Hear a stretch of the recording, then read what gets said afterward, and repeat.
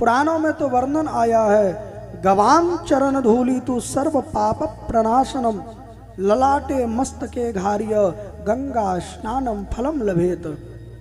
बोले गाय के चरण रज को अगर कोई व्यक्ति प्रतिदिन अपने शीश पर धारण करता है, माथे पर लगाता है, तो बोले गवाम चरण धूलि तो सर्व पाप प्रणाशनम, मानो उस चरण रज को प्रतिदिन शीश में लगाने से उस जीव के संपूर्ण पाप नष्ट हो जाते हैं। और ललाटे मस्तके घार्य गंगा स्नानम फलम लभेत। बोले जो व्यक्ति उस रज को माथे पर लगाता है, मानो घर बैठे गंगा स्नान करने का फल प्रतिदिन प्राप्त हो सकता है। इतनी बड़ी गौ रज की महिमा है। गाय की कितनी महिमा होगी। मात्र जगत जननी गौ माता एक ऐसी हैं जिनके अगर उनका गोबर, उनका गौमूत्र अगर न हो तो बोले यज्ञ नहीं हो सकता। क्यों? बोले यज्ञ जब प्रारंभ होता है तो वहां पर जो यज्ञशाला इत्यादि का लेपन होता है वह भी गाय के गोबर से होता है, न कि भैंस के गोबर से। आजकल गाय के साथ कितना अत्याचार होता है। विवेकानंद स्वामी जब विदेश गए तो सबने जब अपना भाषण किया, उनसे किसी ने पूछा कि आपके देश में सबसे अच्छा दूध किस जानवर का है? तो विवेकानंद जी ने कहा भैंस का। तो बोले फिर गाय की इतनी क्यों मान्यता है? बोले अरे मूर्खों, गाय जो है जानवर नहीं, गाय तो हमारी माता है। अगर गाय ना हो तो बोले यज्ञ नहीं हो सकता। क्यों?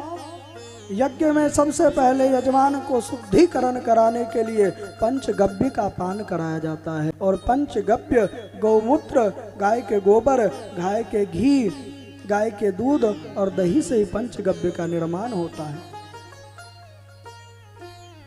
गाय ना हो तो पंचगव्य नहीं बनेगा, पंचगव्य नहीं बनेगा तो मानो फिर यज्ञ कैसे होगा। अगर गाय नहीं होंगी, गौ माता नहीं होंगी तो पंचामृत कैसे बनेगा? पंचामृत काहे से बनता है? दूध, दही, घी, शहद और बूढ़ा। गाय नहीं होंगी तो यज्ञ नहीं हो सकता। गाय नहीं होंगी तो मानो यह धरती नहीं रह सकती, पृथ्वी नहीं टिक सकती है। क्योंकि पृथ्वी के जो 7 स्तंभ है उस स्तंभ में एक जगत जननी गौ माता है। गौ माता की पूजा के लिए कोई विचार करने की आवश्यकता नहीं। थोड़ा सा गुड़ ले लो, चारा ले लो, जाकर के गाय को खिला दो, प्रणाम करके आ जाओ, हो गई गौ पूजा। जल लेकर के चले जाओ, फूल पे जल डालो, पुष्प डालो, तिलक लगाओ, थोड़ा सा चारा डाल दो, गुड़ खिला दो, हो गई गौ पूजा। क्या होगा गौ पूजा से?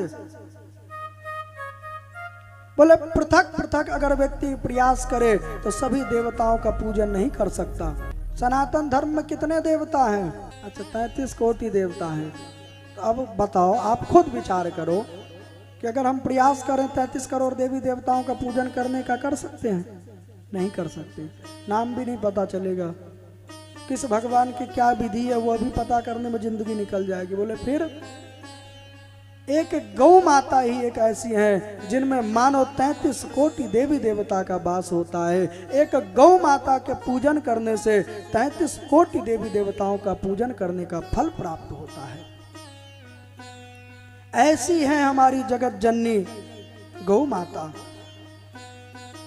इसीलिए कभी भी गाय का अपराध नहीं करना चाहिए, कभी भी गाय को मारना नहीं चाहिए, कभी भी गाय के साथ अत्याचार नहीं करना चाहिए, क्योंकि ठाकुर जी को बिल्कुल सहन नहीं है।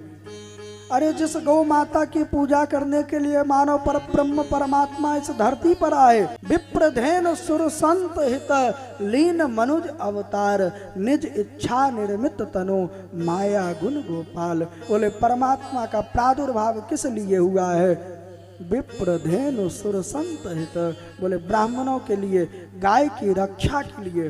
तो मानो जो गाय के साथ अत्याचार करता है वह परमात्मा का परम शत्रु होता है। भगवान कहते हैं कि कोई मेरा अपराध अगर एक बार कर दे तो मैं उसको माफ कर दूंगा, परंतु अगर मेरे भक्त का या गाय का या संत का या ब्राह्मण का कोई अपराध करता है, बोले राम रोष पावक सो जरहि, तुलसीदास जी लिखते हैं, वह जीव मानो राम रूपी क्रोधाग्नि में जल करके भस्म हो जाता है। पुराणों में तो यहाँ तक वर्णन आया है, यदा देवेषु वेदेषु गौषु विप्रेषु साधुषु धर्मे मयि च विद्वेषु सवा आसु विनश्यति। जो देव के साथ, गाय के साथ, विप्र के साथ, वेद के साथ अत्याचार करता है, संत के साथ, ब्राह्मणों के साथ, मानो उसका क्या होता है, बोले सवा आसु विनश्यति, उसका संपूर्ण नष्ट हो जाता है। ऐसे गौ माता के ऊपर मानो जब लोग डंडे का प्रहार करते हैं, गलत करते हैं, कभी भी गाय के ऊपर हाथ नहीं उठाना चाहिए, कभी भी गाय के साथ अत्याचार नहीं करना चाहिए। हमारी माता है, हमारी पूज्या है,